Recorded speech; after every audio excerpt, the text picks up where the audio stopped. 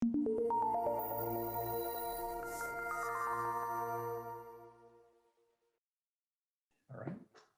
right, welcome and thank you for joining us for another episode of the Jain Irrigation Training Series. I'm Richard Restuccia, Vice President of Water Management Solutions at Jain, and today we're going to be talking about weather, but more specifically, how you can get data about the weather and how you can use that to be a better grower. Now, everybody who's involved in agriculture knows that weather is a big part of it. Even when you just break it down to rain and rainfall and when that's coming and how much and how that impacts your day-to-day activity in agriculture. But today, there is so much more information available to growers that if you're not using this information, you're probably falling behind the curve, or at least behind your competition a little bit in how successful your operation is. So what we're going to do today is really take you through the Jain Logic software and see what weather information and data is available to you there, and then how to use that information. And taking us on this trip is David Lindsey. David's the territory sales manager for Jain Monitoring and Control in the Central Valley. And David really has done a great job the past few years immersing himself into technology and how growers can use this technology, and more importantly, how he can help growers use this technology. So David, I want to welcome you back. We haven't had you on for a few months, and I'm really excited to see you. If I was going to start growing next week in the Central Valley, you'd be one of my first calls. So thanks for joining today. Thank you. Thanks for the kind introduction once again. Yeah. No sweat, you've earned it. But David, today, how important is weather to growers in the Central Valley? Actually, it's more important than ever. And I think we have the capability to show more data than ever. I will admit that this is a subject matter that's not discussed too often in this platform. I sell a lot of weather stations. And I'll be honest, until I prepped for this, I didn't know all the worthiness of having your own weather station, because we do provide AccuWeather data and predicted weather for just polygoning spaces. But actually adding the weather station, I've discovered a new,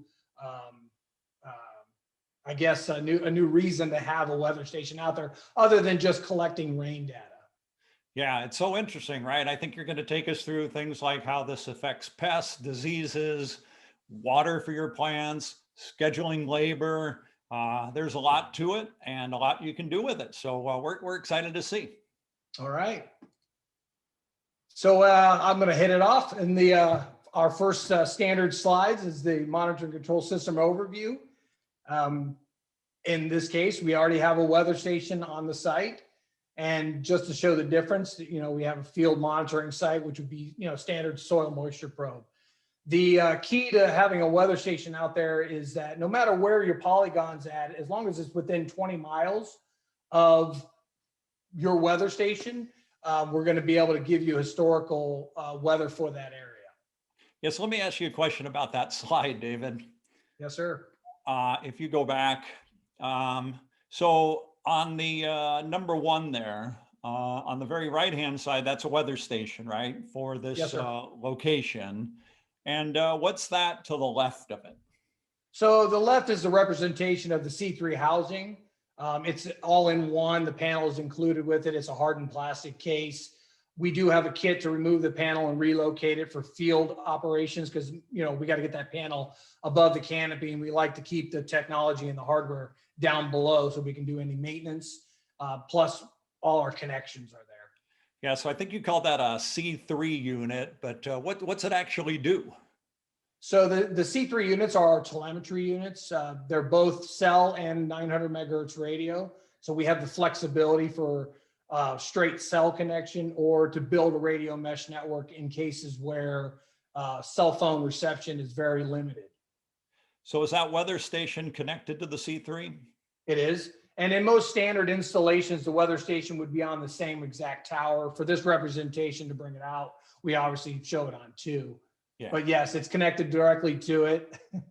Okay, and then it's passed. So then the C3 telemetry unit is passing information back up to the cloud, so growers can access it on a computer or any internet connected device, right? Yes, sir. It's web-based, so it's tablet, cell phone friendly, and or PC. Yeah. And then those C3 telemetry units, they also do other things. You could connect a valve to it, for example, things like that. Yeah, the C3 is kind of it's like a molded piece of clay, I guess, or a non-molded piece of clay, and we can kind of mold it in the configuration of what we want it to do. Multiple pressure transducers or switches, valve control, pump control, weather, cameras, level sensing. There's a lot of variety out there, and because it's a blank slate and we set it up in the systems plan on the software side when we build these systems out. Again, it makes them like Legos. They snap together. They all communicate to each other. It's like a hive type idea. Right. So now if what happens if I don't have a weather station though? Can I still get weather using Jain Logic? You will, yes. We subscribe to AccuWeather, so all of our forecasting is from the AccuWeather data, I'll show you in a couple slides here where you'll see you won't see the difference, but I'll explain it where you're seeing historical data, which is driven from your onboard weather station compared to the predicted weather, which is coming from historic or AccuWeather data, which is also historical as well. Right. Okay, great. Thanks. I always love this slide and I always have, questions about it. It's what I want my farm to look like. But Right. It looks clean, right? right, very clean. Yeah. So in the first slide here, I've kind of tried to highlight the widgets, that's what we call them, that pertain to weather. I left the alerts in here, and I also left the default management chart in here. I'm not going to cover those, but just to briefly touch on them, the default management chart, it's the same thing we do when we chart anything in Jain Logic. The shortcut here is that when you select it, it deselects all other sensors that might be connected to that site and only selects weather data. So you get a quick reference to all the charting for weather. And again, current customers, I'd be happy to show them how to use that. If they click on it, they're going to see it instantly themselves. On the alert side, the alerts are the alerts. We can alert off any sensor, talking weather. Most of those are going to be frost alerts. But we do have customers that use it for wind, which you'll see later why is important, especially for PMI, and for heat index. We have growers that actually use this to alert their field managers to get people out of the field or provide OSHA required breaks for heat indexing. And you'll sometimes see that the weather in the field, it might be either hotter or maybe not as hot as that you're relying on for that data. Anyways, it's more accurate. It's right there in the field. That's where the guys are working. Right. So with my Jain Logic, I like to see, what's happening with my fields when I first log on. I want to see that, in the on my dashboard. But I could set it up so the weather appeared first or almost anything. Is that right? Absolutely. Yeah. Totally configurable. Okay, great. So for the first widget we're going to talk about here is forecasting. This widget right here, forecasting. I'm going to zoom in on it here so we can see it. You can see in the solid line, that's what we're forecasting for the next 7 days. And this, we have ETO selected. And then the dash line up here is what our historical average was. So you can see that in comparison to what's being predicted. And obviously that comes in handy for applying water. You have to do the conversion for your type of crop here. But after that, you know what you should be applying today, this week. You can start building your irrigation schedule now. Yeah, I think this is so important, right? And when we originally talked about this, I was saying today, listen, I know what the weather was yesterday. I was here. What's really important for my operation is what's it going to be like in the future. And this is when he started showing me these forecast tools and all the great factors that we can forecast that make my job a whole lot easier. Absolutely. The next one I've highlighted is max temperature. We just talked about temperature. Obviously, this time of the year, we're not too worried about it. But again, you see that the forecasted max temperature, it's following this 7-day curve here. And then you can see what the historical average was as well. And it's nice to see that these match. It's more believable, right? Well, it looks about what we've done. And this customer in particular has, I think we're pulling data from 2014 or 15, maybe 16 at the most. So he's got a lot of historical data, and that just makes us more and more accurate. The next one is the wind. Again, same data here. We know it's windy this time of the year. We've seen gusts at 20. So this is totally believable, but we look like it's going to subside the rest of this week, which is fantastic. Yeah, so far we've seen a little warmer than normal, less wind. It's amazing because all this is happening before World Ag, and you know, we normally think of World Ag as rain time. So maybe for the virtual World Ag, they'll have some great weather. Right. Well, that would be good, because when it's good weather, farmers are working. So that's right. We pray for bad weather, right? Okay, so back to the main widgets. The next one we're going to talk about is the latest readings. And when you click on latest readings, sorry, I got to move screens over here. It's literally going to pull up a chart that's going to give you all your current readings and when they were taken. We record data every 5 minutes. Some of the sensors might be responding a little bit differently, but they're within that 5-minute window. So you're going to see that right in here. And this is pretty much giving you what's going on right now. The next one we're going to cover is the weather analytics. And this is the big brain power. This is all the algorithms that are running all these engines. And what we have here is our heat, chill hours, our GDD, which are your growing degree days, and then your powdery mildew index, PMI. We're going to go ahead and start with heat. I'm going to click this details here, and it's going to open this window that's going to give me the ability to chart from the beginning of the year to the end of the year. And then you can select which years you want to look at. Here we're looking at 2020 and 2019. And we'll literally be able to follow this curve on our heat index. If this was a live demonstration, as I moused over, you would literally see the information pop up on the mouse over right here. The other ability here is we have the ability to download this data, and this goes true for all of these windows here. If you go in the right-hand corner here and you click download, you'll get a little CVS file that tries to download. You click on it to open. And then now you got this in an Excel format for exporting, printing, whatever it is you might want to do with that data. So David, if I wanted to, so you show a whole year comparison against another full year, but if I just want to compare January and the first few days of February 2021 to the same time period in 2020, I can do that as well? There is a couple places you can do that. I'd have to run it to ground. Usually most of our graphs give you the ability to, let's say, mouse over and draw a square on something. Oops, sorry about that. And that would zoom into the time frame. I haven't tried that, but I'm gonna, so I'll get back to you on that. But there are, when you graph stuff in the normal graphing way, you can calendar date select to and from, even if it's the same day. So you can narrow that down to almost a 24-hour or a 1-hour period if you wanted to.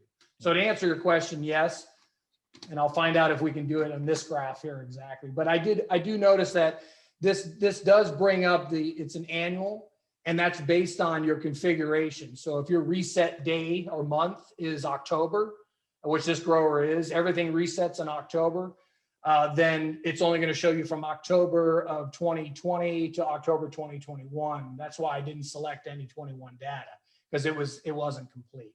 Yeah. And that's because at least in California, we measure weather data, especially rainfall, October to October. Is that right? Right, correct. Yeah. The next we're going to look at chill. In our chill hours, again, you select details. I don't know if you can see my mouse. I think you can here. So you select details here. And when you select that, it brings up the chart again. Again, I have 2020 and 2019 selected. And you see on the chill side, it looks like we're a little warmer this year, and I think you literally just said that.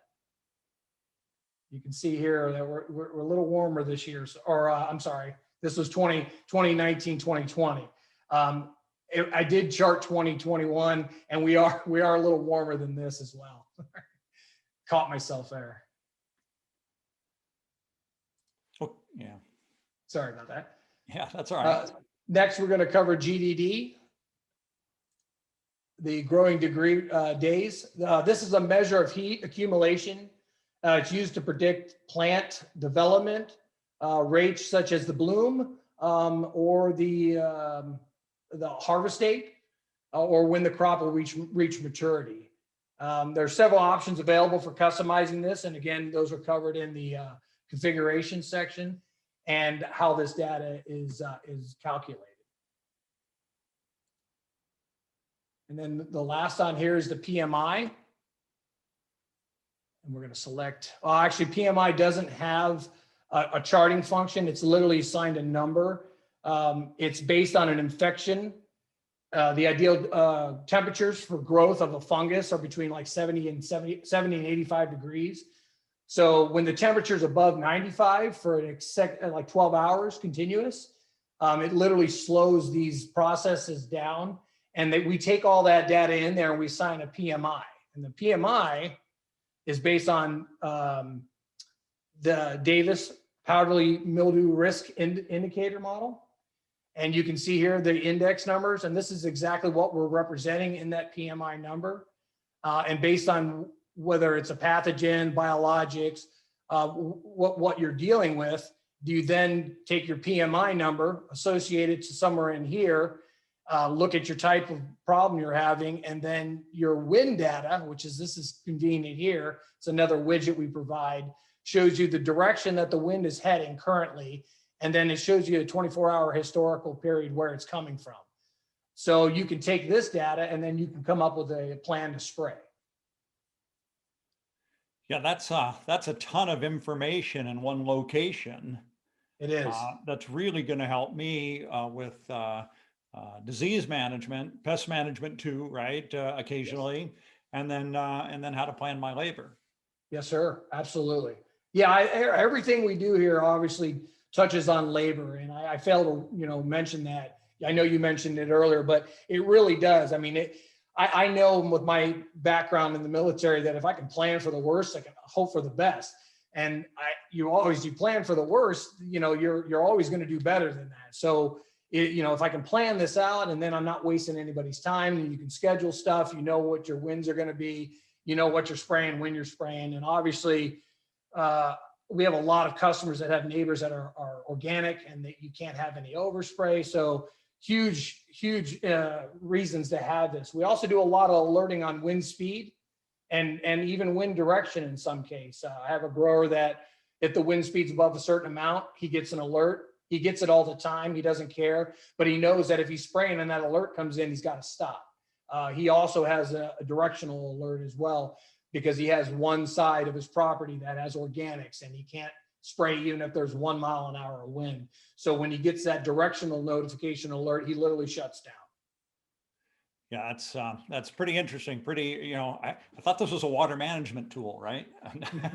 but what we're learning, it's a lot more than that, and absolutely can be a lot more valuable as you learn the different ways to use it. And yes, sir, absolutely.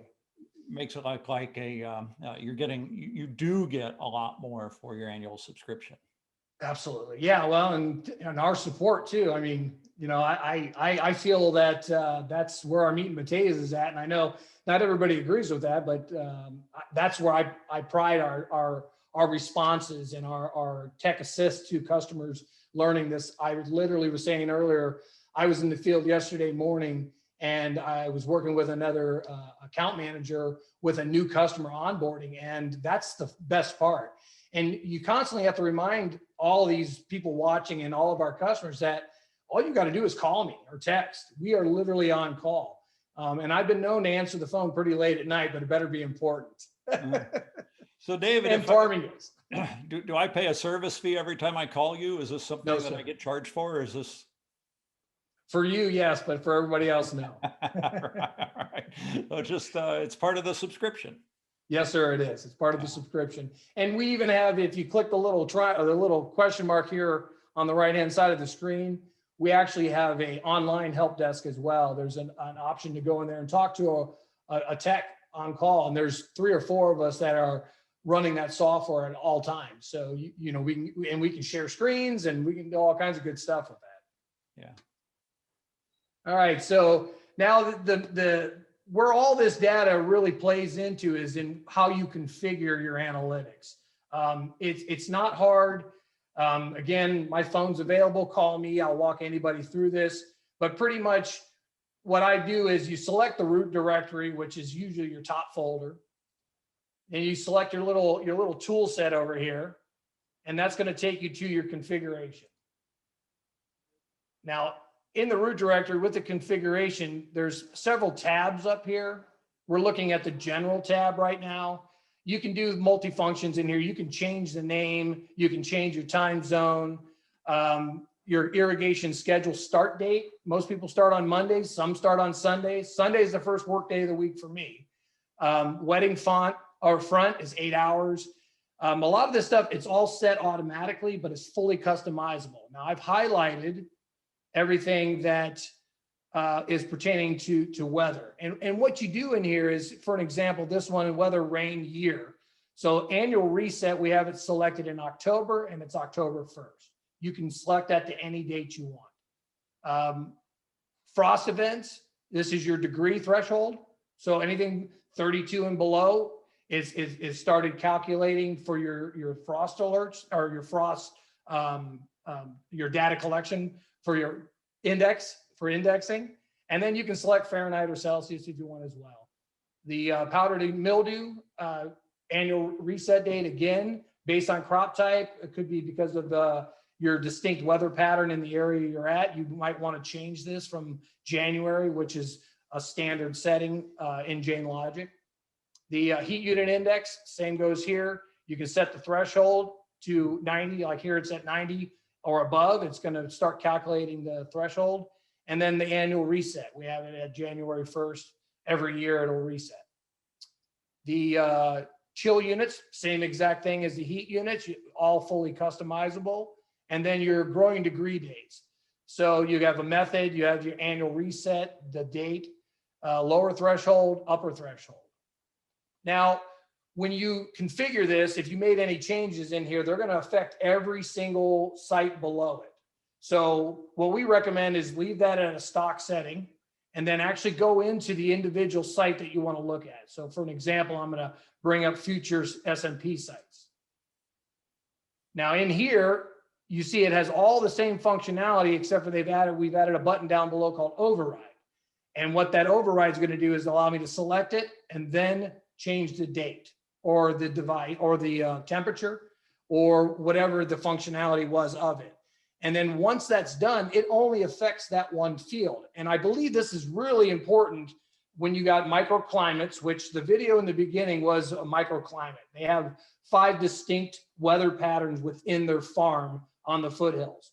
So we have 5 weather stations within there. And now we've set up all of their polygons this way. Each one has a different setting. That also is affected by crop type, of course, as well. Grapes are different than almonds. Almonds are different than walnuts. Citrus is different than all of the above. And that was it. So, well, listen, David, thank you. We do have a couple questions here. One of the questions had to do with certifications. Is there any certification to be an operator of Jain Logic software? No. So you just get the training from the team and Yep. keep that line of communication open and Absolutely. it'll be okay. Yeah, it's literally our goal to get you as good as us. And we know that's not attainable with 100% of the growers, but if we keep striving for that, then you get the support you're going to need forever. Yeah, when I looked at it, David, and why I was so fascinated with the water management services is because just like today, when you show me that weather chart and how to configure it, and I watch it today, but look, I'm busy. By tomorrow, I'm going to forget it. And then I'm going to be fumbling through it again, right? But if I can sit side by side or Zoom screen to Zoom screen with a expert, and they can teach me through a season right? And this is really what I'm getting. I'm getting coaching, any sport, any activity I've ever done where I received one-on-one coaching from somebody else, I accelerate the ability to learn dramatically. So if I can get this help for a season or 2 seasons for a really reasonable charge, then I'm just going to be a better water manager. I'm going to be a better farm manager as a result. And that's why I think it is so interesting and so helpful, is because, look, I have a limited amount of time. I'm busy, right? Yep. So is every grower out there. And this is just going to take that learning curve and accelerate it to where they're learning so much more quickly. And I think that's what's so exciting about it. For sure. And the benefit to that too is that you're getting the full functionality and the expertise of what we can provide instantly. You're not, there's no, like you said, there's no learning curve because you're getting our support. We're telling you everything you need to know. And then along the way, you learn to cherry pick that data yourself and eventually potentially turn it off, purchase the system, and move on with managing it yourself. There are growers out there that have hundreds and hundreds of acres that could really benefit from technology. If the learning curve is too steep, I could see where they wouldn't want to jump in. So we've tried to lessen that by literally providing them everything they need right here and now. The system's going to work. We're going to tell you exactly how we got there, and you're going to come along for the ride and eventually learn to paddle the boat. Yeah, and I know it's a huge focus of Jain. And the other thing that they did on this that I really commend them for is if I'm the grower and I'm subscribing to this service, I'm not having to pay for any equipment that goes in the field. I don't have to install it. All that's being provided for me. And ultimately, at the end, I also have money back guarantee that if I'm not happy with the service, I can always get my money back. So there's I haven't seen a risk-free deal like that in a long time that could benefit me so much. Yeah, So, the inhibitions are all gone. Yeah. I know we're looking for 10 growers this year. I know we've already have a few that are signed up. So obviously, if anybody's interested, you can contact myself, Connor Cunningham, Steven Soares, Jeff Toole, yourself. There's 1,000 avenues to get involved with this, but I'm excited about it. I really am. I think it is going to be really, really good for the future. Yeah. So again, David, thank you so much for your time today. We really appreciate it. It was very interesting to learn about this weather data and how to use it. To our viewers out there, thank you so much for tuning in. We wouldn't be here if it wasn't for you. So thank you for being here for us. Remember that you can see all our classes, well over 80 now, that are on the Jane's USA website. Just search trainings, you'll find them there. We're also on Google, Spotify, and Apple Podcasts. We take the audio out, and so you can play that as you're driving from job to job or place to place throughout your day. So anyway, thank you again, everybody, and we will see you guys Friday. Corey Broad's going to be back, and he's going to be talking about some management techniques that you're going to be able to use with your trees. So thanks very much, and we'll see you all Friday. Thanks, David. See ya.